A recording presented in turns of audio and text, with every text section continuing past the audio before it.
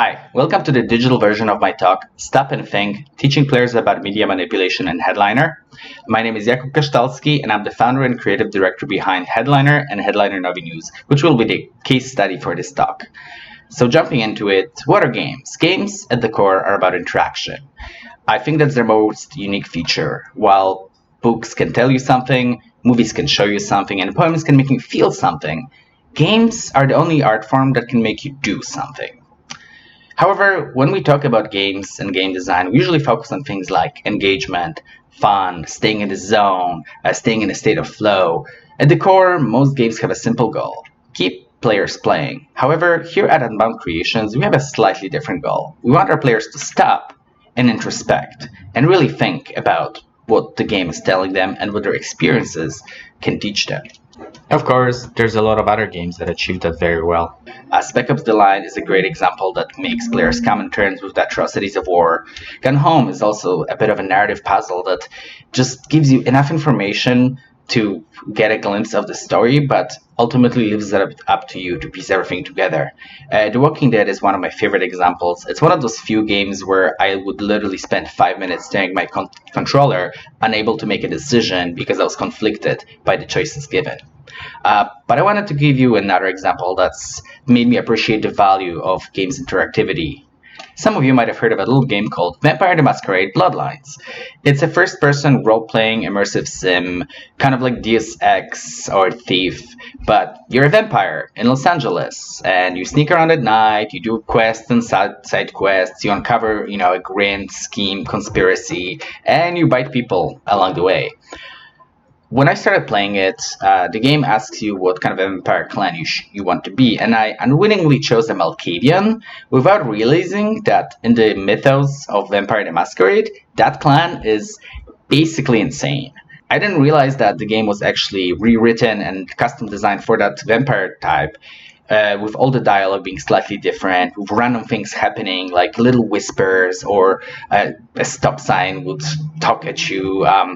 There was one point where I was at my virtual home watching television, which kind of gives you a recap of the recent events, some of it based on your actions in the game. And at one point, the anchor just looked straight at me and told me that the police is looking for a suspect, and they know it was me. And I just kind of looked around, and I realized, oh my God, I'm insane. That was a very powerful realization for me that could only come from a game, because all this time I thought I was excusing in my head, rationalizing all those weird things happening, and without realizing that I basically have a mental illness in this game, and all those things that I thought were normal actually were not. It was a very shocking epiphany, and taught me that games have a great power to make players come to organic realizations. So with that, let me talk about our game, Headliner, and its sequel, Headliner Novi News. In Headliner, you play as a news editor. Every day, you get a stack of articles, you decide which ones get published, which don't, and then you walk through the city, you see how the city changes, you learn about the characters and how their life is impacted by the media, and you also see how it affects your own life and your own family. Someone described it once as the most realistic simulation of American mainstream media I've ever seen, which is very flattering and kind of what we're going for. So now you know how the game plays, but what is the game about? What was our goal? We wanted to make a game that makes players understand how and why media is manipulated and question their own biases. And more importantly, we wanted to do it organically. We didn't want to tell the player what they should think. We wanted the player to come to their own conclusions and kind of steer them into the right direction. And spoiler, this answer is much more complicated than just evil journalists trying to manipulate us for clicks. And I think it's a topic that's very relevant today, where sometimes just by switching which channel you're watching, it feels like we're living in two parallel opposite universes. And I strongly believe that if history is written by the victors, then the present is written by the media. And at the core, the game is also a bit of a moral and ethical dilemma, asking you, what are you willing to do to get what you want? Because you can always get what you want, but it always comes at a price. At this point, I want to give you a little bit of an example of how I feel we were able to deliver on that premise, on that goal of making players stop and introspect. I was watching a Canadian streamer playing the game, and I think about half an hour into the game, there was one of his coworkers was having some health issues, so she ended up in a hospital, and she was complaining about the system, and that made the streamer reflect on her own experiences with nationalized healthcare in Canada, and that made people in the audience also pitch in with their experiences from different countries, from Europe and the US. And basically, the game was paused for a good 10 minutes as the streamer chatted with the audience, and the audience chatted back, and just sharing experiences and just introspecting about the pros and cons of various healthcare policies and decisions and their impressions, which is exactly what we hope to evoke with this game. We wanted to make players to stop and think, and I think that was a very good moment that illustrates that. Besides that, we've also had some world impact, likely. Our game has actually been used to teach a class on media literacy at the Pacific Buddhist Academy in Hawaii, and we've also talked to several other institutions about using it as a teaching tool. We got a mention in GeekWire, LA Times, Philip DeFranco Show, which is a big news YouTuber, kind of breaking the barrier of just being mentioned in gaming press. We also recently got a feature in the Scottish Sun. This game also been a case study for several other talks I've given at IGDA events, Foundry 10, Seattle Indies, and Seattle EdTech events. It currently has a 95% positive user reviews on Steam. It's won a Silver Award at Serious Play Conference, Best Indie Game of Tokyo Game Show. We've been to Indicate, we've been to Mini Mega Booth, and a few other events. We actually also made the game more affordable in countries that have struggled really badly with misinformation and on social media and the news cycle, such as the Philippines. So we just bumped the price down as low as we could to make it really accessible. Pretty soon, the game will also be featured at the Australian Centre for Moving Images and their exhibit about journalism. And I'm mentioning that not just to brag about it, but also to bring the fact that it's an example of how a game can reach non-gaming press, non-gaming audience, and it can really be something more than just pure entertainment. It can really go out there in the world and make other people reflect and question their own beliefs. So how do we achieve that? You kind of know our goal now. You know the premise of the game, but this talk is about creating those kind of experiences. So let's jump into the development process. We basically had 8 pillars and constraints that I will now go through in order to give you an idea of why we did them and how we implemented them and what the desired outcome was and whether or not we achieved it. So jumping straight in the first one, the picking important and relevant issues.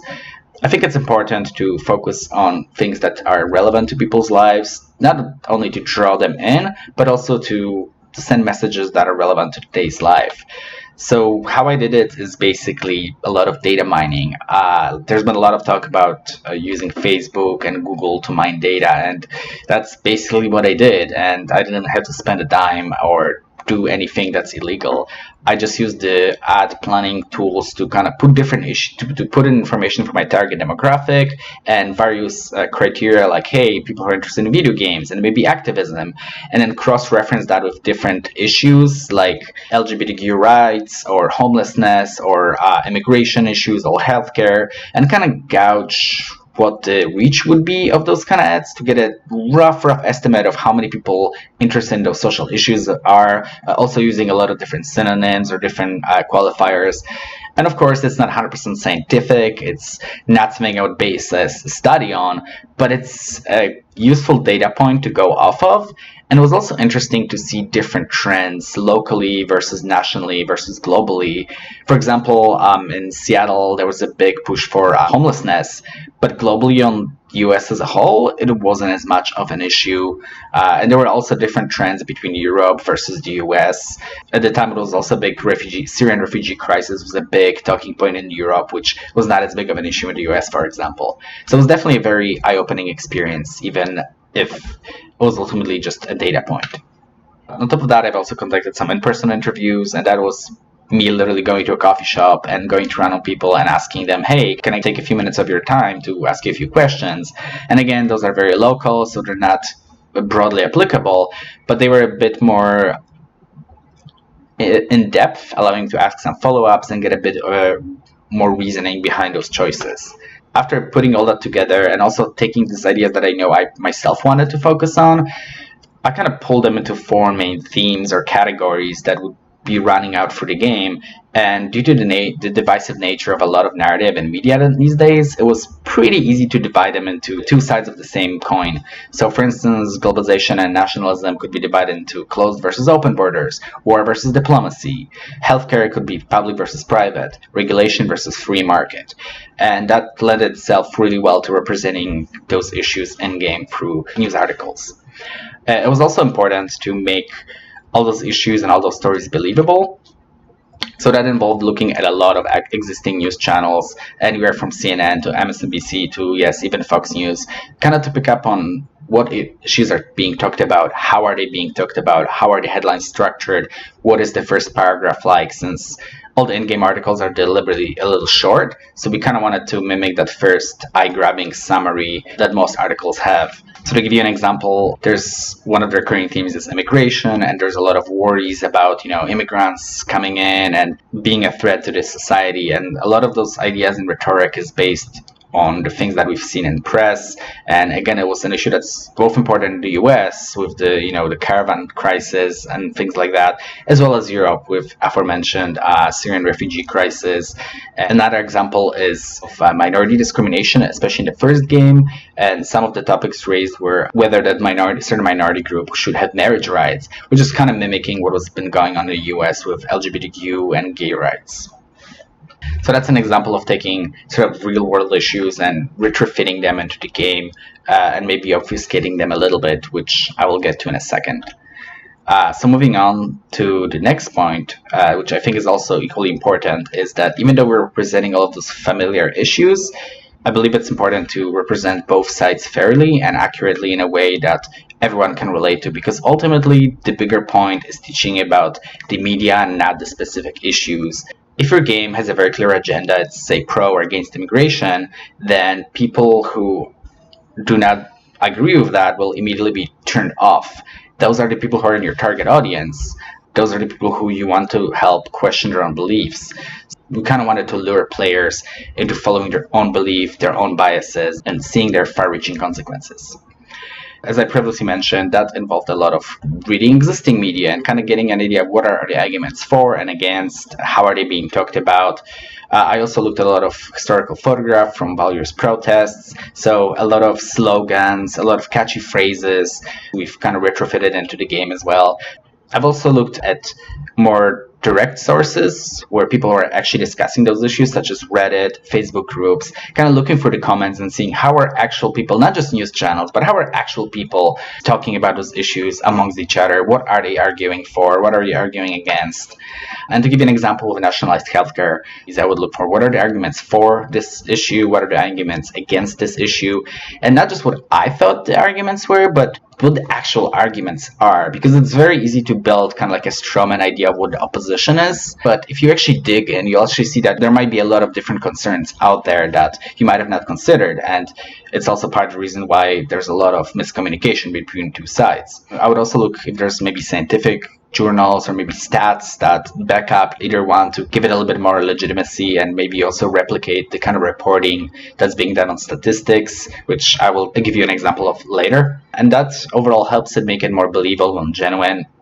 It allows us to show those effects more directly, which I think it's critical to not just talk about those issues, but have those be part of the gaming experience. So for example, with healthcare, if you push for it and it gets accepted and there's a national program, then your brother can now get therapy, and he starts talking about cognitive behavioral therapy terms. So if anybody ever has gone through that, they'll immediately find it relatable and immediately find it more believable and genuine. Conversely, your coworker is stuck, maybe waiting at a hospital, maybe they have a long wait time, maybe they can't get the treatment they want in time, which is probably the number one complaint I've heard about nationalized healthcare systems. So again, it's something that people on that side will find immediately relatable, and they'll be able to just roll with it and fall into the experience and kind of get that bigger message over time, rather than being pushed away because they feel the game is tugging at them. So again, to give you an example, I was watching another streamer, this one from Brazil, talking about the elections of Bolsonaro, and it was again talking about healthcare issues and the policies that the country was taking on.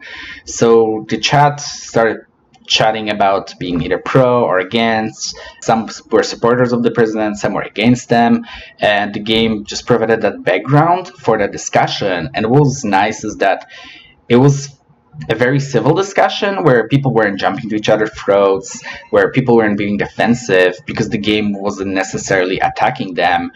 And I think not having that agenda just created that ground where both sides felt they could equally relate to it and share their thoughts and feelings and experiences, rather than one side feeling like they have to be on the defensive or on the offensive. So moving on, I think it's also important to have a fictional setting rather than just copying the real world directly.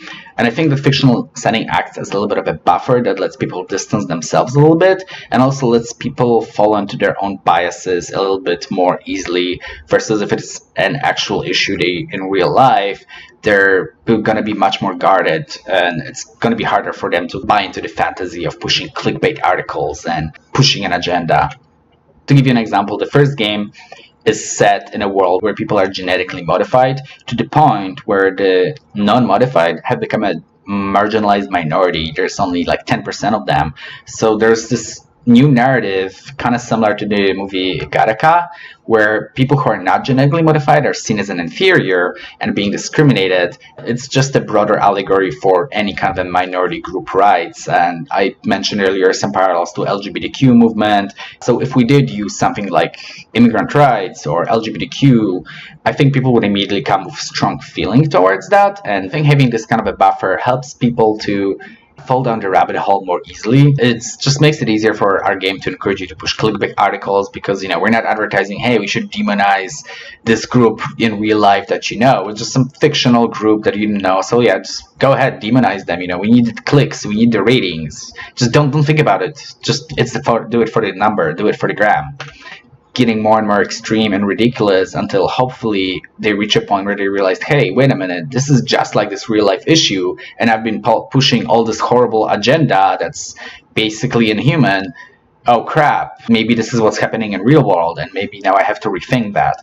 But even so, even though we have everything fictional and kind of buffered a little bit, we still had a lot of players who would say, oh, it's too soon, or oh, I don't want to think about those things when I play a game.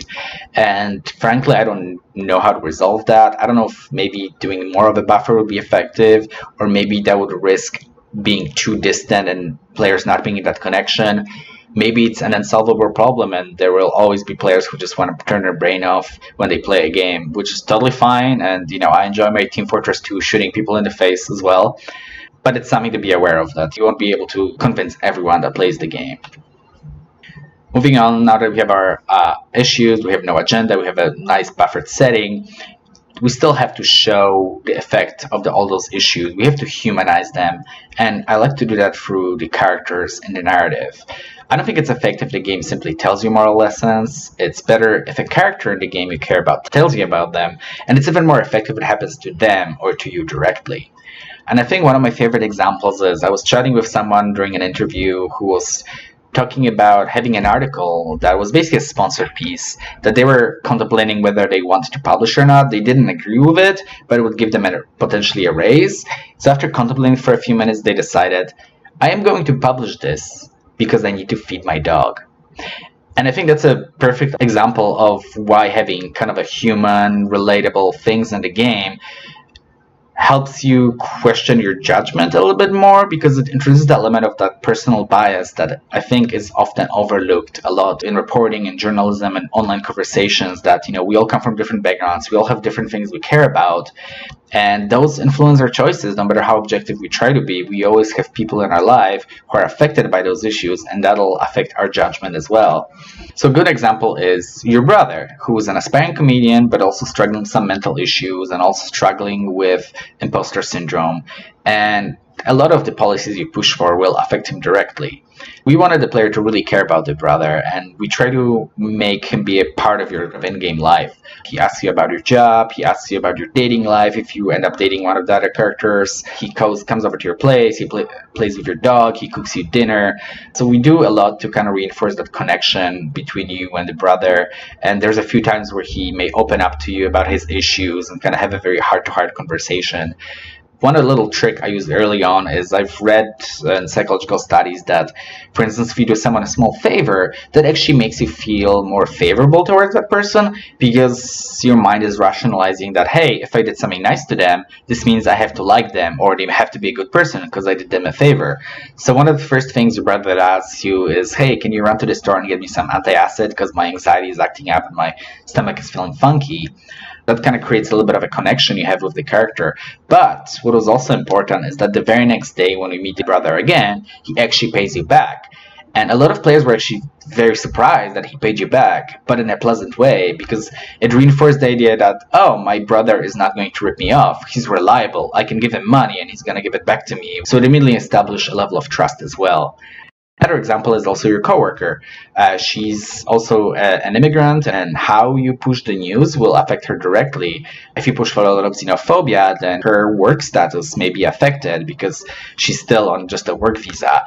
And she's also a character that is dateable, so it creates another conflict of interest that, hey, maybe you want to pursue a relationship with her, but you also have beliefs in your news that hurt her directly. So again, it creates that very real human conflict inside you that hopefully makes you realize that some policies may be hurtful to the people you care about. Another character is Rudy. He's your local shopkeeper and a single father just trying to provide for his little daughter. And unlike your coworker, he worries that all the foreign mega corporations are going to come in and going to destroy his little business. So he's, again, at odds with the other character and creating another layer of conflict. And your actions will also affect his store, which is also where you go to buy things for your house. So if you basically destroy his little business, then you can no longer buy the things you want for your house. So that's also a way that affects you directly as a player. Even your boss, who plays kind of a hardball and is very stern with you, has a few moments where he shows a little bit of a weakness or personal character. And as you keep playing, you eventually start to realize that he is such a hardball because it is genuinely a difficult business to be in, and at the end of the day, he just wants everybody to have a job. He wants everybody to get their checks paid. So if you badmouth one of the sponsors and they pull out, then suddenly everybody loses their yearly bonuses, and now it's on him because he can't provide for his team. And I think it's important to have a variety of characters so that wide variety of players can always find someone they can relate to.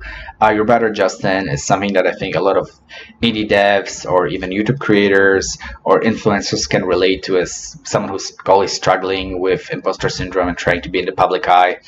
Then there's Edie, she's also an immigrant and she's also always struggling with some discrimination. Again, that's something that probably a lot of people can relate to.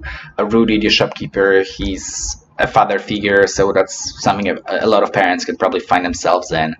So it gives a lot of people someone to connect with and someone who they can really care and root for the game. Moving on to the next point, having no good or bad outcomes, only trade-offs, is important for reinforcing the overall message I mentioned about not talking at the players, but helping players come to organic realizations through their own actions.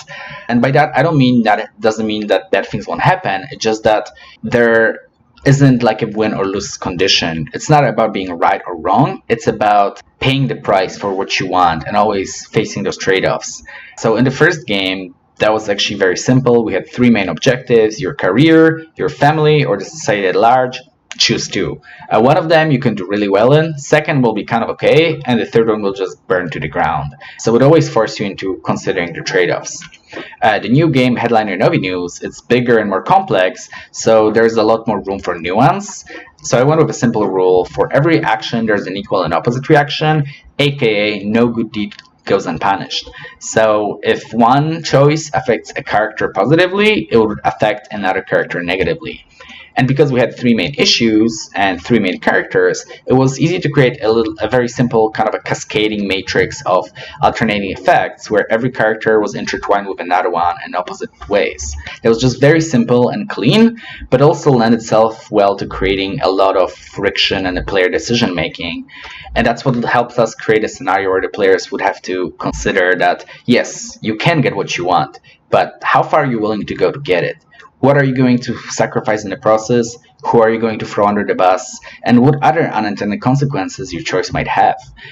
However, there's a word of caution here that I've learned. Psychologically, we tend to perceive negative effects much more strongly than positive effects. So initially, when everything was really balanced, people still felt like they're lost. They got what they wanted, but because they felt the negative effects more strongly, they still felt like they were losing. We had to rebalance things and kind of ease things a little bit and exaggerate the positives, downplay the negatives, because I think there is a difference between feeling like you can't win or you always lose. And it's a very fine line that we tried not to cross. Moving on to the next point, and this is something that's now a little bit more specific to our game, but it may be something useful to consider as you design something similar or in this space. Replayability. The game is about the effect of media on society, so the best way to experience that is to see all the different ways the game could play out and all the different influences you could have as a news channel. So play it multiple times, see all the different endings, see all the different meanings. So how do we achieve that? First of all, the game is deliberately short. The first headliner was actually only 45 minutes long for a single playthrough, which is also, by the way, a perfect length for like a class. There's a lot of multiple parallel branchings. Each character has actually 3 to 5 different endings, and they're not all necessarily mutually exclusive. So you can kind of get a mix of different endings. We also introduce new content on subsequent playthrough and have a little bit of fourth wall breaking, similar to what the Doki Doki Literature Club or Nier Automata do. It was definitely big inspiration during development. For example, when you start a game, the whole intro sequence is different and it kind of alludes to the idea of parallel timelines. When you start playing the first day, all the character conversations are completely rewritten. They show a different side of the character, and they all allude to this former previous headliner that maybe has done some bad things. So it communicates to the player that, hey, the game knows that I'm replaying it, so I should expect something new. I should expect there to be new experiences. We also add a new character and make some minor gameplay changes and some different events to make that experience feel fresh. We also play on the insider knowledge, where now that the player kind of knows how roughly the story plays out, they can prepare better for certain bad events that might come. An example of this, at one point your brother may end up in prison, and I had a player who said that the day before that happened, they bought a big couch and a bunch of furniture for their home, so they didn't have the bail money anymore. And they were just distraught that they couldn't get their brother out. But now that they're replaying it, they know this might happen, so they're going to be smart about saving up. Which leads us right to the next point, kill your NPCs. Because the game is meant to be replayed multiple times, then we can just kill an NPC halfway through the game. And it's okay if they're missing for the rest of the game, because the player is probably going to replay it. Now they can save it and uncover a whole new storyline maybe they missed the first time around.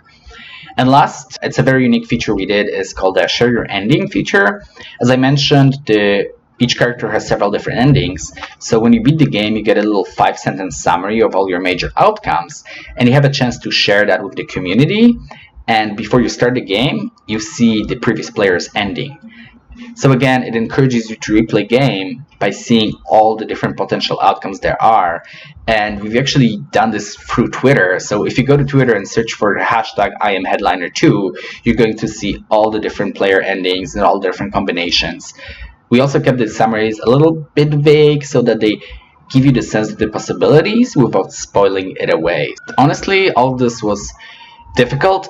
We probably rewrote the whole story maybe 3 times over, and it was a lot of testing, adjusting all throughout the process, a lot of rewriting, which is also part of the reason why I don't want to do voiceovers, because the dialogue kept changing constantly.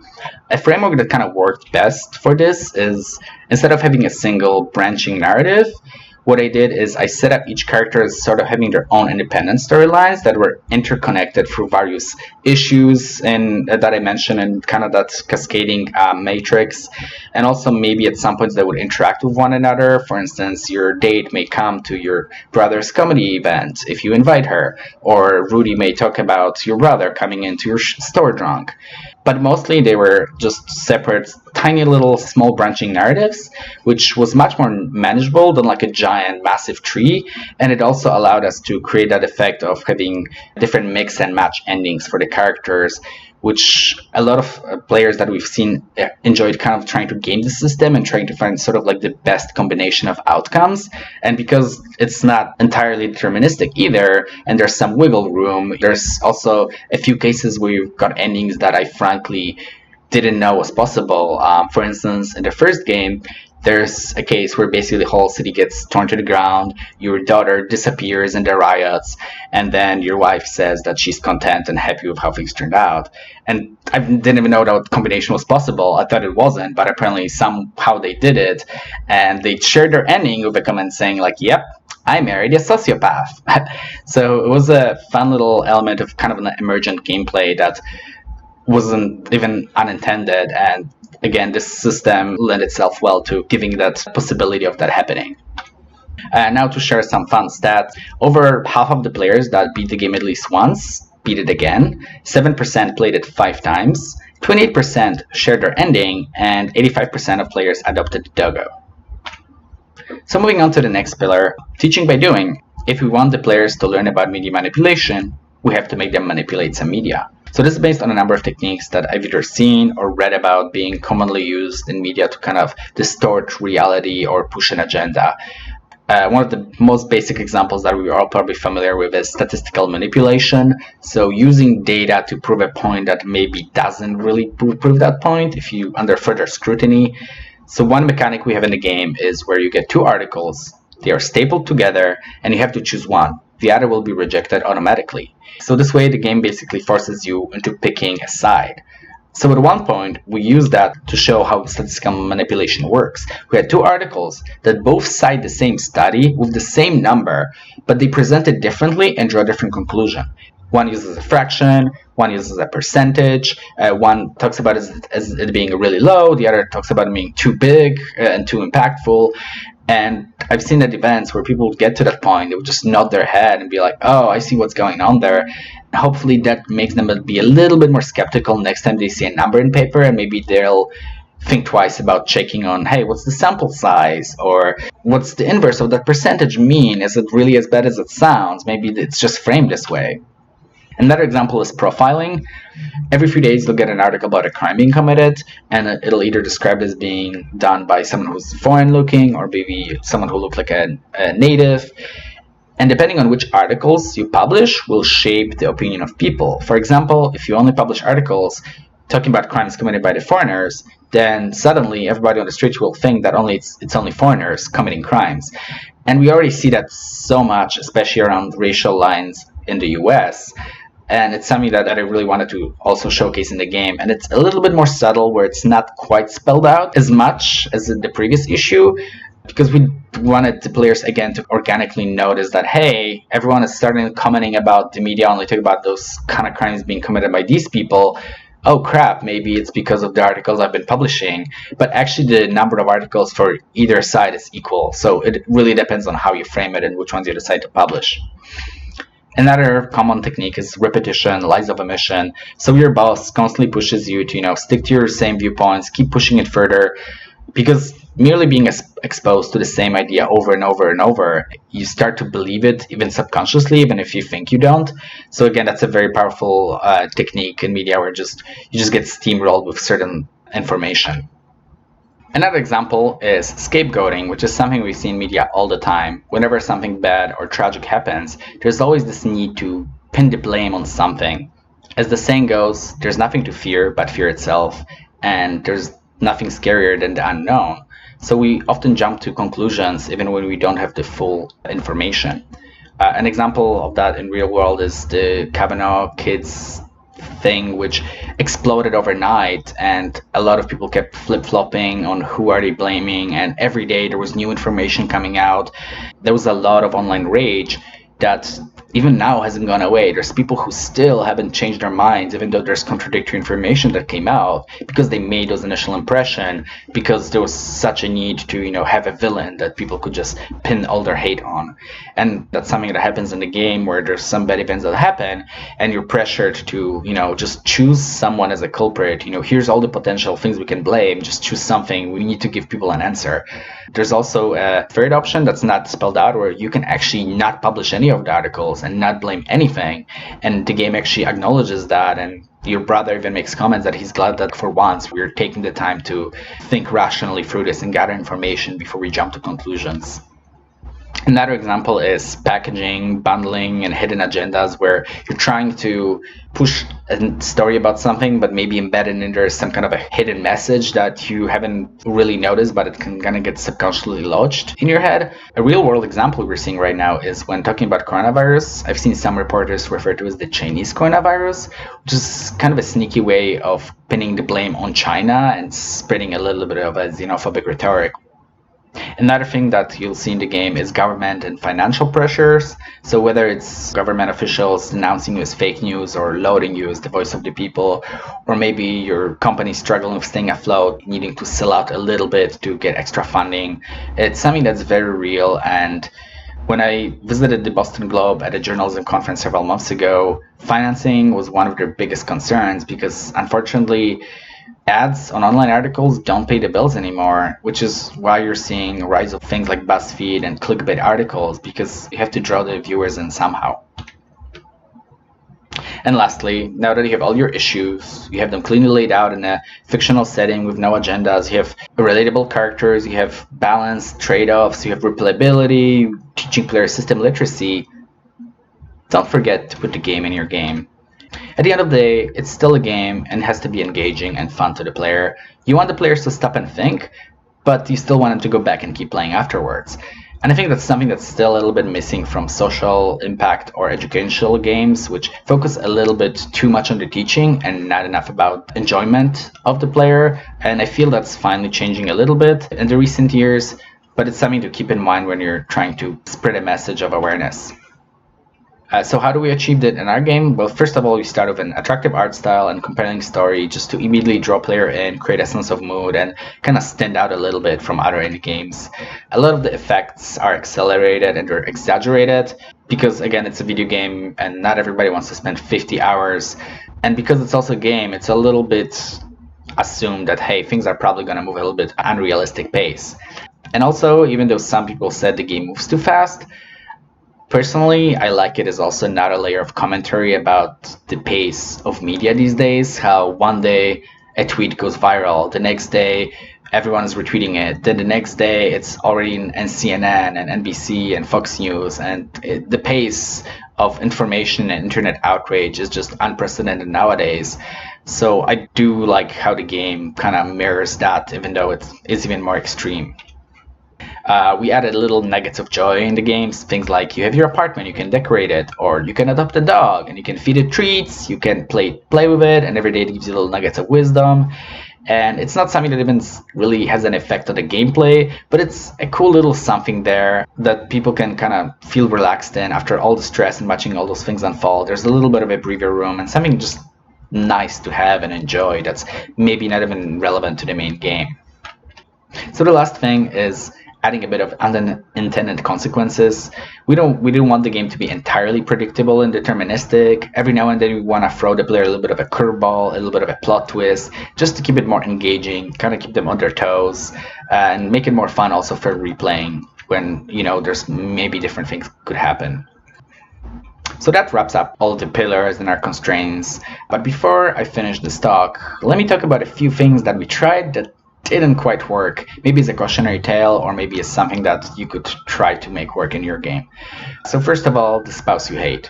In the original Headliner, you go through the sequence of choosing news articles, you walk and watch the city change, and at the end of the day, you sit down with your family, your spouse and your daughter, and you have a dinner. You chat, you talk about the day and what's going on in their life. So with the original design, your spouse was basically kind of the devil's advocate. Whatever you published, she would always share opposite viewpoints. She would try to change your mind. But the effect was that a lot of players came out feeling like, yeah, my spouse is really mean. They're never supportive of anything I do. They're always disagreeing with me.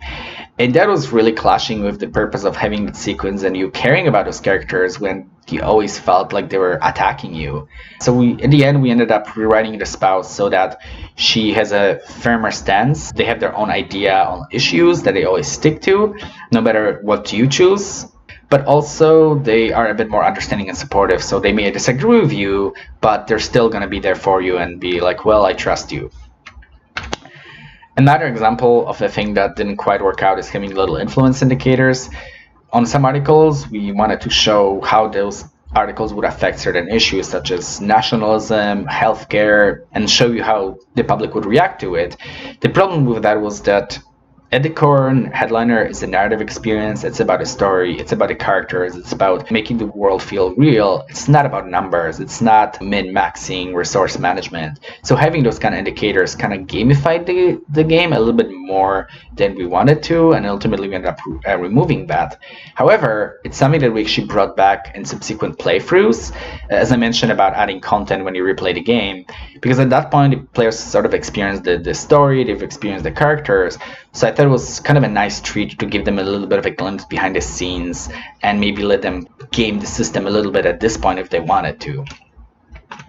And I still think that's maybe an interesting idea for a different kind of a game that is more numbers driven, and there's a whole different commentary you could make about, hey, the content of the articles doesn't matter as long as we get the numbers, which is sort of what we're seeing with a lot of mobile game ads nowadays that don't look like the actual games that they are leading to, but that's another whole topic.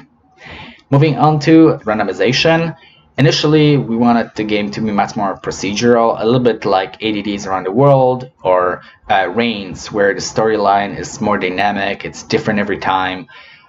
The problem with that is when you have random events happening, it's really hard to create a sense of a story arc. So when players played the early alpha, they felt like they just kind of jumped in the middle of things, random things would happen, and then the game would end. And there was no start, there was no real beginning, there was no real sense of progression, and it was harder for us to spread that message without having a clear story arc. So we ended up scrapping a lot of that randomization in favor of just traditional story. But we still left some elements of randomization, so maybe there's some events that may happen, may not happen on a much smaller scale that aren't plot critical, or maybe there's stuff that'll happen on 61 playthroughs that hasn't happened on the first playthrough now, again adding to the replay value. I still love that idea of creating something more procedural, but just something that we didn't have time or funding to keep iterating over, and it was just a safer bet to go back to linear storytelling for achieving our goal of teaching player about all this media manipulation stuff.